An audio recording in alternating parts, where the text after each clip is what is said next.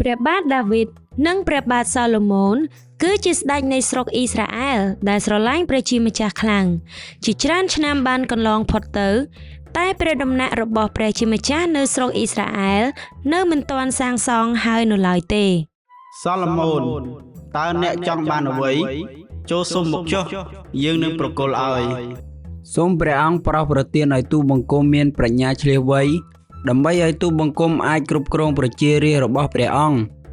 ម្ចាស់សពព្រះハរតីនឹងការទូលសុំរបស់ព្រះបាទសាឡូមោនណាស់អ្នកមិនបានទូលសុំឲ្យមានអាយុវែងមានទ្រព្យសម្បត្តិស្ដុកស្ដំឬឲ្យខ្មាំងសត្រូវរបស់អ្នកវិនិច្ឆ័យឡើយតែអ្នកទូលសុំឲ្យមានប្រាជ្ញាវាងវៃ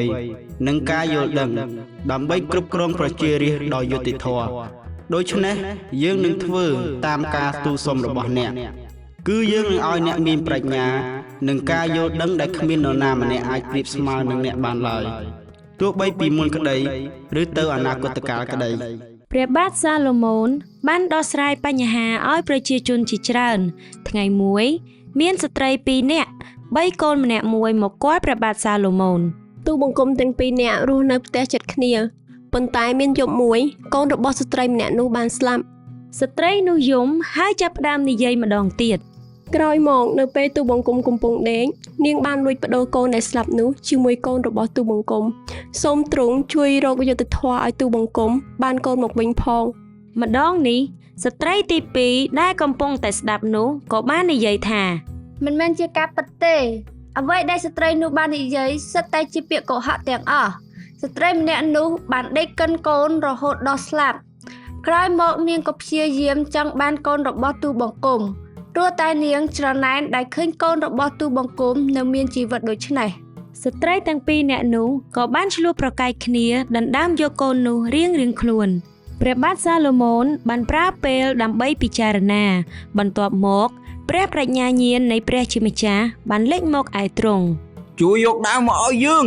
ក្រាបទូលព្រះអង្គពួកអ្នកបម្រើក៏បានយកដាវមកឲ្យព្រះបាទដាវីតយ៉ាងប្រញាប់ដោយដែលស្ដេចបានបង្គាប់ចូលយកដាវមកកាប់កូននេះជា2ចំណែកហើយចែកមួយចំហៀងទៀតឲ្យស្ត្រីម្នាក់នោះនិងមួយចំហៀងទៀតឲ្យទៅស្ត្រីម្នាក់នោះទៅមនុស្សដែលនៅទីនោះមានការភ្ញាក់ផ្អើលជាខ្លាំងក្រោយមកស្ត្រីម្នាក់ក្នុងចំណោមអ្នកទាំងពីរនោះចាប់ផ្ដើមយំអាណិតកូននោះបបិទ្ធព្រះករុណាសូមគុំសម្លាប់កូននោះអីសូមឲ្យកូននោះទៅនាងចោះចំណែកឯស្ត្រីម្នាក់ទៀតបានបើកភ្នែកយ៉ាងធំហើយនិយាយថាសូមកាប់កូននោះជា2ទៅធ្វើដូច្នេះកូននេះនឹងមិនបានទៅខ្ញុំហើយក៏មិនបានទៅនាងឡើយមួយសន្ទុះក្រោយមកព្រះបាទសាឡូមោនបានសម្រេចប្រតិយថាគុំសម្លាប់កូននេះចូលប្រគល់វាឲ្យទៅស្ត្រីទី1ចុះត្បិតនាងពិតជាម្ដាយរបស់កូនដែលនៅរស់មែនបន្ទាប់មកកូននោះក៏បានត្រឡប់មកម្ដាយបង្កើតរបស់គេវិញប្រជាជនទាំងមូលមានការភ្ញាក់ផ្អើលនឹងព្រះប្រាជ្ញាញាណរបស់ព្រះបាទសាឡូមោនក្រោយពីនោះមកព្រះបាទសាឡូមោនក៏អាចវិនិច្ឆ័យបានយ៉ាងត្រឹមត្រូវដោយប្រាជ្ញានៃព្រះ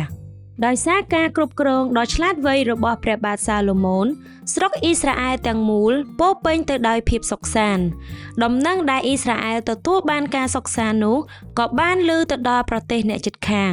ហើយពួកគេមានការច្រណែនចំពោះប្រាជ្ញាដែលព្រះបាទសាឡូមោនមានក្រោយមកមានមនុស្សជាច្រើនបានមកជួបទ្រង់សូម្បីតែព្រះមហាក្សត្រិយានីស្រុកសេបា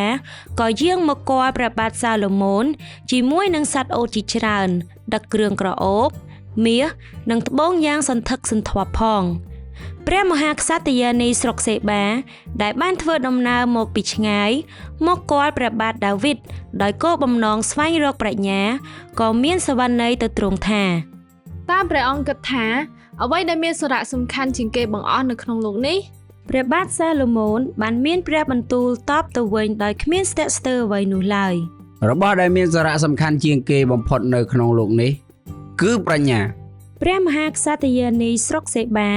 ក៏បានបន្តសួរសំណួរជាច្រើនទៅកាន់ព្រះបាទសាឡូមោនហើយទ្រង់ក៏ឆ្លើយនឹងសំណួររបស់ព្រះនាងត្រូវទាំងអស់បើទោះបីជាសំណួរនោះពិបាកប៉ុណ្ណាក៏ដោយព្រះនាងពិតជាមានការស្ញប់ស្ញែងជាខ្លាំងចំពោះព្រះប្រាជ្ញាញាណរបស់ព្រះបាទសាឡូមោនហើយក៏បានសរសើរដល់ព្រះជាម្ចាស់ដែលបានប្រទានប្រាជ្ញានោះដល់ស្ដេច បន្ទាប់មកព្រះនាងក៏បានប្រទានអំណោយជាច្រើនដែលទ្រង់បានយកមកថ្វាយនោះដល់ព្រះបាទសាឡូមោនលើកនេះព្រះបាទសាឡូមោនបានតាំងចិត្តថានឹងសាងសង់ព្រះដំណាក់របស់ព្រះជាម្ចាស់ទ្រង់បាននាំយកឈើដ៏ប្រណិតជាច្រើនមកពីប្រទេសលីបង់និងបានឲ្យប្រជាជនប្រម៉ែប្រមូលថ្មនិងឈើជាច្រើនផងដែរដូច្នេះហើយជនជាតិអ៊ីស្រាអែលបានចំណាយពេល7ឆ្នាំដើម្បីសាងសង់ព្រះដំណាក់របស់ព្រះជាម្ចាស់នៅពេលសាងសង់រួចហើយព្រះបាទសាឡូមោនបានប្រមូលប្រជាជនអ៊ីស្រាអែលមកនិងថ្វាយបង្គំដល់ព្រះជាម្ចាស់ អោព្រះអង្គម្ចាស់អើយទូលបង្គំអោព្រះគុណចំពោះព្រះគុណរបស់ទ្រង់យើងខ្ញុំសូមសរសើរដំកើងព្រះអង្គ ព្រះបាទសាឡូមោនក៏បានអធិដ្ឋានដូចតទៅ បើពិតព្រះជាម្ចាស់ជាព្រះនៃស្រុកអ៊ីស្រាអែលអើយនៅលើលោកនេះគ្មានព្រះឯណាទៀតដូចទ្រង់នោះទេបើទោះបីនៅឋានសួគ៌ក្តីឬនៅលើដីនេះក្តីសូមទ្រង់ប្រោសប្រណីដល់ទូលបង្គំដែលជាអ្នកបម្រើរបស់ព្រះអង្គសូមទ្រង់ព្រះសន្តាប់នៅរាល់ការអធិដ្ឋានរបស់អស់អ្នកបម្រើ